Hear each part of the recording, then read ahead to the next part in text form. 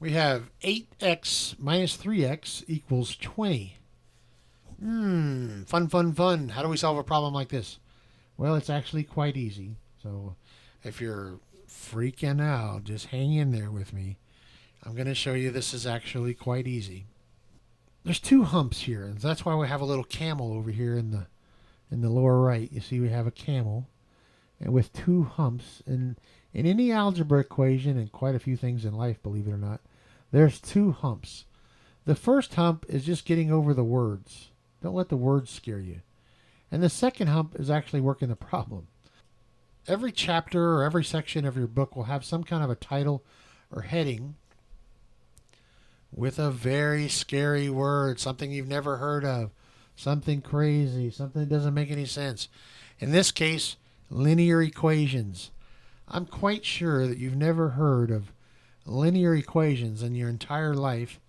When you sit around at the dinner table, you probably never talk about linear equations. When you get together with your friends, you never talked about linear equations. Your favorite TV show doesn't have anything about linear equations. And really, you don't have to know this word. In fact, you don't have to know any of these words that are the titles to your sections of your book. In fact, math is a beautiful thing because it's the same in all languages, and the words are different. So all you need to know is the math. That's the part that's the same in every language. That's the little problems.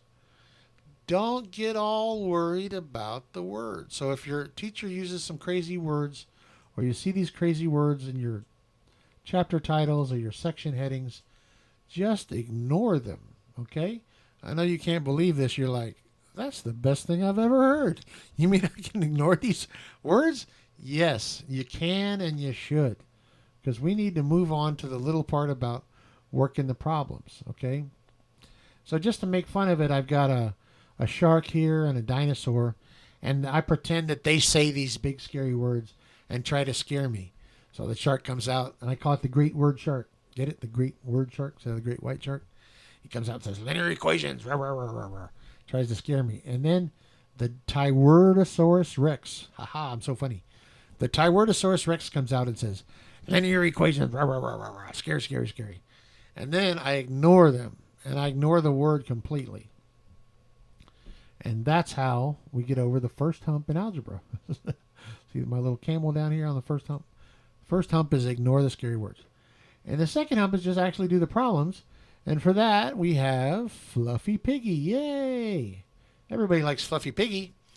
And Fluffy Piggy says all you have to do is work these little problems. And they're just addition, subtraction, multiplication, and division. Surprisingly, and you've been doing that your whole life, so I know you can do this. So let's actually try to work the problem. First thing we do, ignore the big words, and now we work the problem. So whenever we see X, the letter X with some numbers, which here is 8, 3, 20, what we're going to be doing is trying to isolate X. We're trying to get X, move some numbers around, so that X is by itself on one side of the equation. Now, who hasn't moved numbers around? Everybody moves numbers around. Or if you go grocery shopping, you bring home your groceries, you put them out on the counter, and you move them around. You put them in different places. So this is no different. Let's just pretend these are little groceries, and we've laid them out on the table, and we want to get X by itself. So the first thing we'll do is just write this as simply as possible.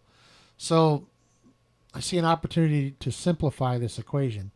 8x minus 3x over here on the left side, this simplifies to just 5x. We could just write 5x equals, and on the right side nothing changes, 20. The reason I know that 8x minus 3x is 5x is the same as just saying 8 times anything and then subtracting 3 times anything is 5 times anything. If you have 8 of something and you take away 3 of them, you have 5 of what's left. So you have 5 of them. So 8x minus 3x is 5x. That's it. These could be oranges. If you had 8 oranges minus 3 oranges, you would have 5 oranges left. Or strawberries. If you had 8 strawberries and you took away 3 strawberries, you would be left with 5 strawberries. You could do this with any fruit, any vegetable. You could do it with anything. You could throw it in any number too, right? So 8 times anything minus 3 times anything is 5 times anything. Now, simplifying again. I still have a 5 on the left side. I sure would like to get rid of that because I just want to have an x by itself, right? So I'm going to divide both sides by 5. If you might remember there's a rule that, or a thingy poo, if you want me to call it that. A rule sounds serious math, but how about a little thingy poo that says you can always do the same thing, whatever it is, anything, to both sides of an equation, as long as you do the same thing to both sides of an equation. You can do anything you want. So in this case, I decided to divide both sides by 5. I could have multiplied both sides by 5. I could have added 6 to both sides. I could have done anything I wanted to both sides as long as I did it to both sides. But I decided to divide both sides by 5. And the reason is I want to get rid of this 5 on the left side. And 5 divided by 5 is what? Anything divided by the same thing is 1. Remember that? 5 divided by 5 is 1. That's this term right here. 5 divided by 5 is 1. The x is unchanged, so I'm just going to rewrite that. And then equals, and let's see what we have on the right side. 20 divided by 5. Well, that's 4. So 1x, or 1 times x, equals 4. And that can be written more simply as just x equals 4. And that is our solution. That's our answer. And that's all we have to do. And we could stop right here. Fluffy Piggy would be happy, you know. You've gotten over the second hump on the camel. We're done. But we as human beings sometimes make mistakes. We can make a human error here, just some silly mistake. And just to make sure we didn't make a silly mistake, we're going to take our solution of x equals 4. This is optional, but it's a great idea. And plug it back into the original equation and see if it holds true. See if we have an equality. See if we have the same number on both sides. So I'm going to bring this original equation out here. I'm going to rewrite it. 8x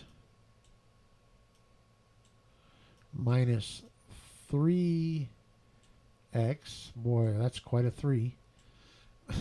Don't make your 3's like that.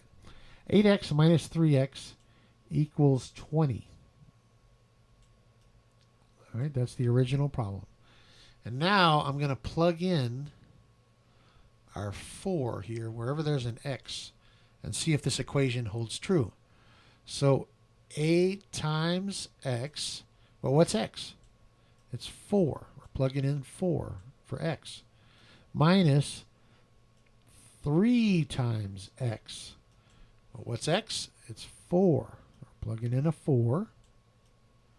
And all of that equals 20 on the right side. Nothing changed. I'm just rewriting this 20 right here.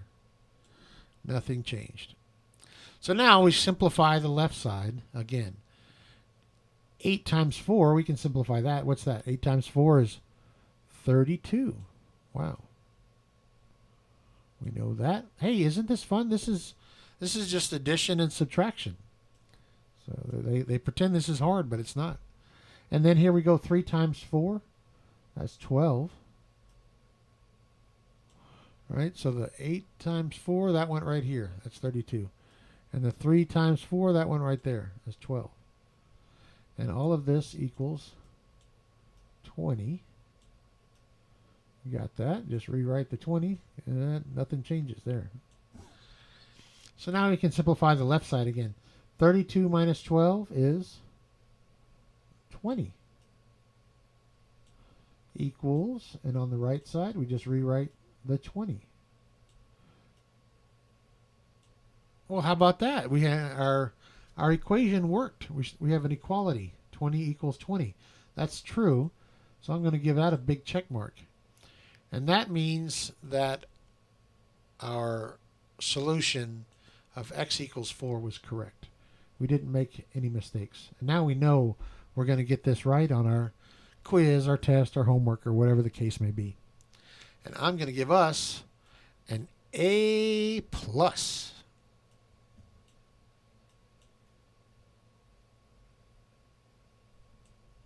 Thumbs up and subscribe. For more videos like this, check out algebravideos.com.